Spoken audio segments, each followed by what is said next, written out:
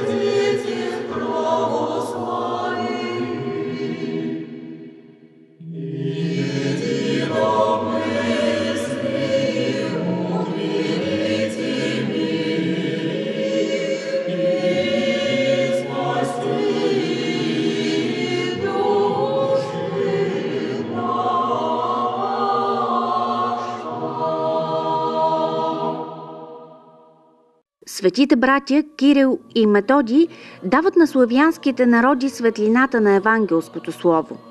Те постигат това чрез писменост, народен език. Поколенията познават Константин Кирил философ като създателят на глаголицата. Чрез глаголицата той поставя началото на голяма просветителска и книжовна дейност. Заедно с брат си Методий и учениците си, те превеждат от гръцки език богослужебните книги.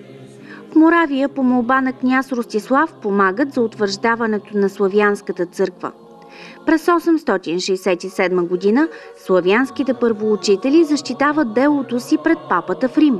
Кирил се разболява и умира във Вечния град на 14 февруари 869 година и е погребан в базиликата Свети Климент. Методий продължава своята просветна дейност до смъртта си на 6 април 885 година. Делото на Кирил и Методий е продължено от техните ученици Климент, Наум, Сава, Гораст и Ангеларий.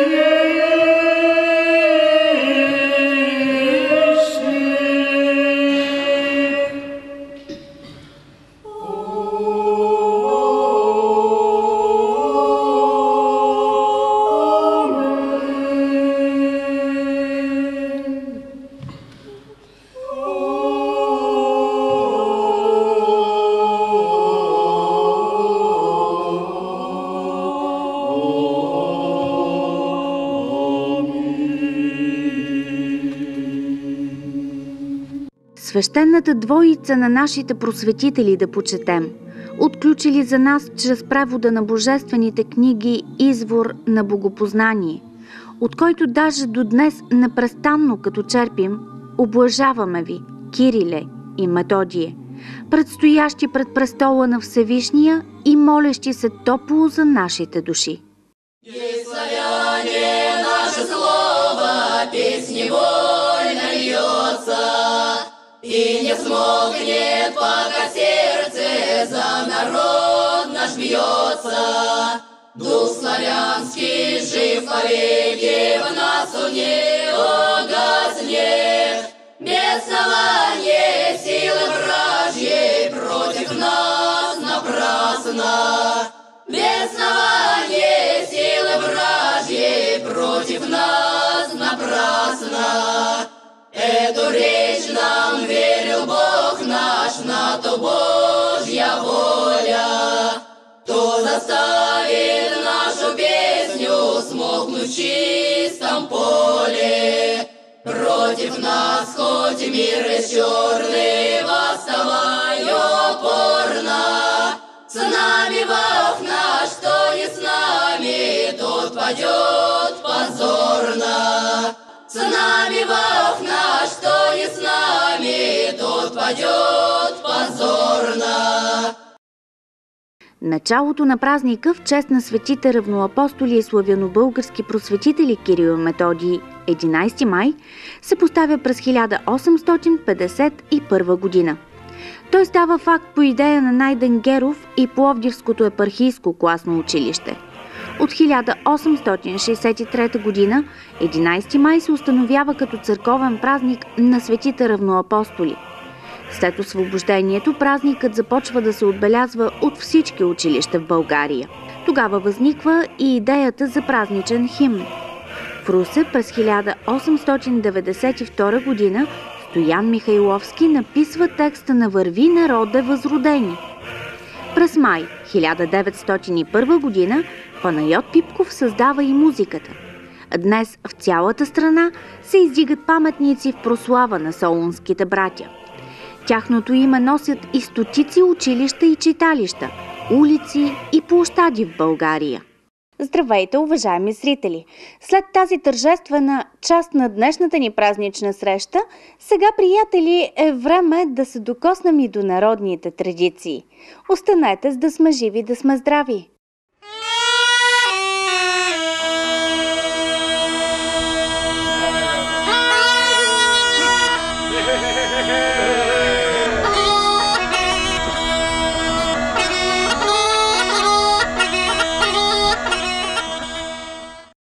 Единайсти май е църковен празник, но за това пък 12 май си е чисто народен.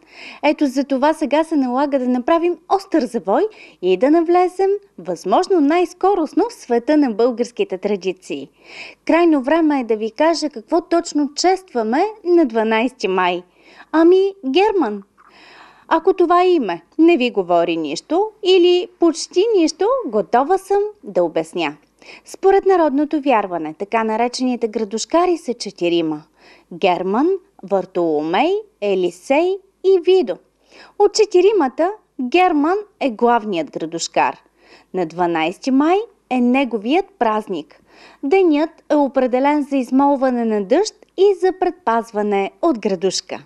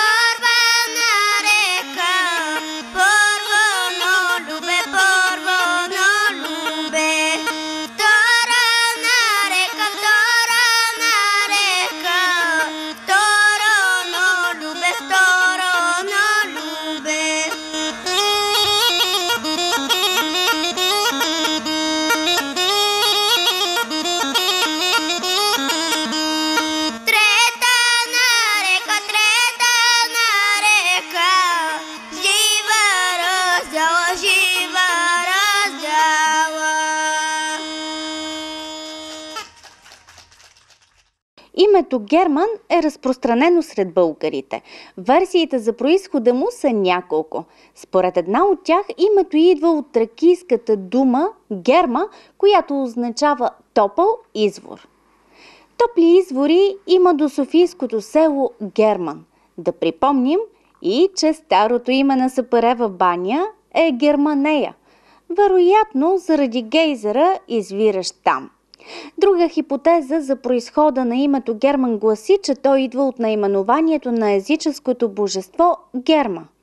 Почитането му е преминало като български фолклорен ритуал и в християнската епоха. Идеята на обичая е да се осмилят природните бури и стихии. И до днес този обичай се нарича германе и е свързан с измолването на дъжд от небето. Песента, която се пее, е следната: Пеперуда, пеперуда, от орало на копало, дай Боже дъжд.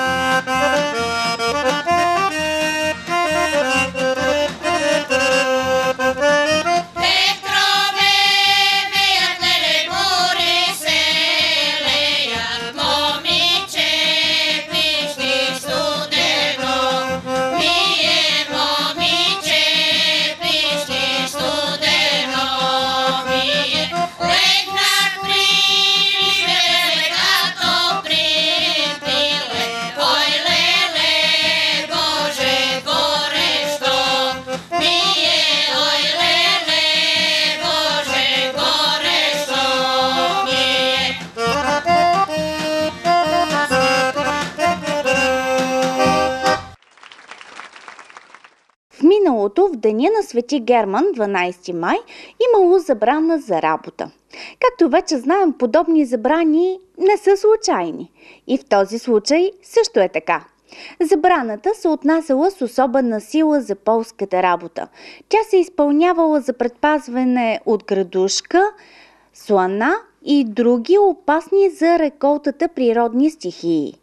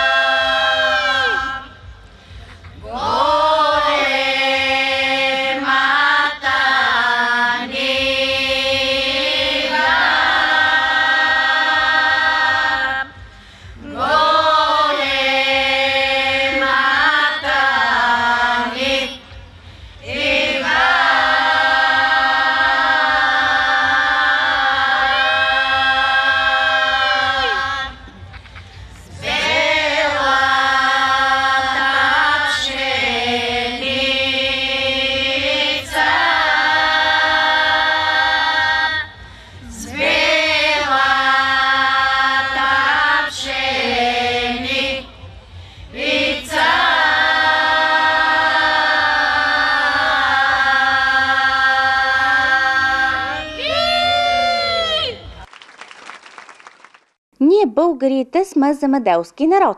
Затова е съвсем обяснима загрижеността на нашенци за времето. Тази загриженост е дала много силно отражение на народните ни песни, танци и обичаи. Ритуалите за предпазване от градушка в деня на Свети Герман са много на брой и много строги. Ако в този ден се появи градоносен облак във вид на кръстат орел, мъжете гърмели с пушка срещу него или вдигали шум, за да го прогонят. Завалили град, вземали брадва и нож и ги поставили на земята с остриетата нагоре. Смятали, че така ще пресекат града и ще завали дъжд.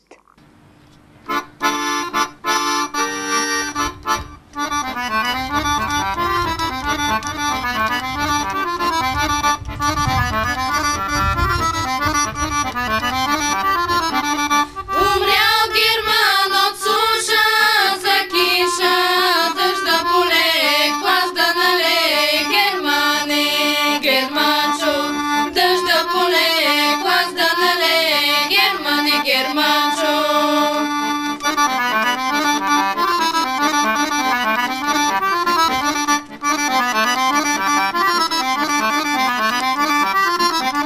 Капка да капне, в нива да падне. Германчо, в нива да падне, зян да не стане. Германе, Германчо, в нива да падне, зян да не стане. Германе, Германчо.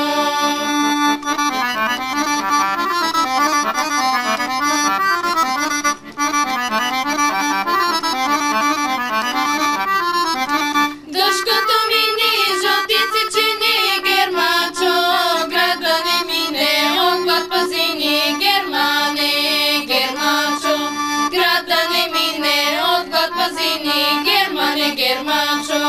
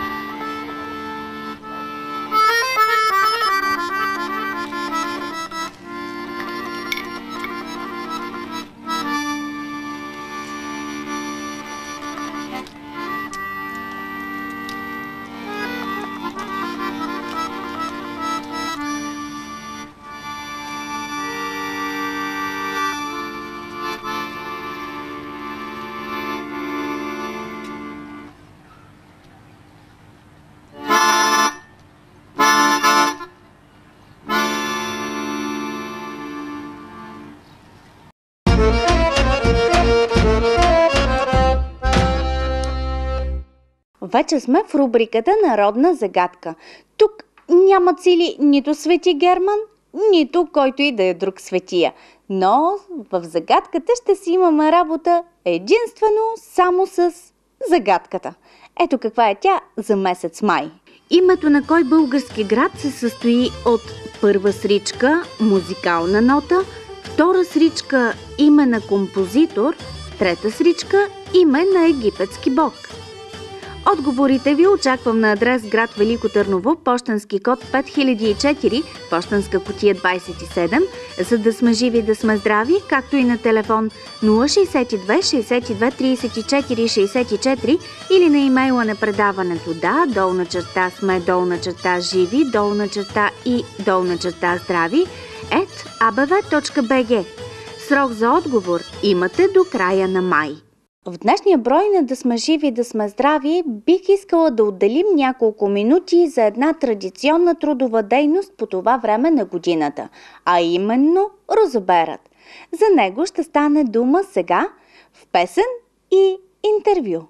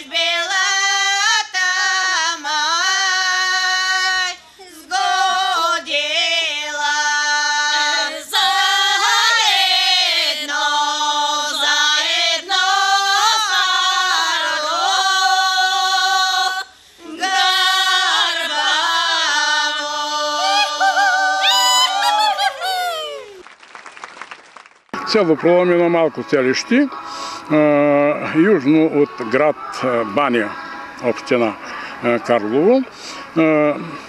В подножието на северните скатове на Средна гора. От нас започва Карловското поле. Ние имаме няколко народни автентични носии. Имаме сукман, старинен, който е с кадифе само, с гайтан. Така, старинен. Това е сукман момински. Моминска племяна, всяка една мома, когато вече се замумее и ушиват такъв сукман с половите тирета, му казвам, и с кадифяна пристилка. И кърпата, това казваме довале. Той е турска дума, довале, но е автентично, оригинално от едно време. Това е. Какво са розите за Пролом? Как стоят нещата в днешно време с розопроизводството? Ами, в днешно време розовото производство е така едно от престижните производства. Специално в Пролом розите са създадени от 2000 година. Създали сме ги с любов. Обработваме ги с любов, накарали сме всички хора така да се отнасят, да имат такова отношение, защото розата е един нежен ароматен цвят и за момента той е така, има печалба, това е продукция, която се реализира веднага и ние сме доволни. По-щастливо ли се живее с рози? Ами, щастливо се живее, да, с рози. Когато си с рози окичен, щастливо се живее. Навлизаме в финалната част на днешната ни среща. Преди да се разделим, държа да ви поканя да гледате Да сме живи, да сме здрави и на 21 май. Тогава ще посветим предаването на светите Константин и Елена. Сега ви пожелавам, скъпи телевизионни приятели, слънчеви майски дни, усмивки и пролетно настроение. За бурите и градушките отговорността е на Свети Герман. От мен и екипа на предаването, довиждане!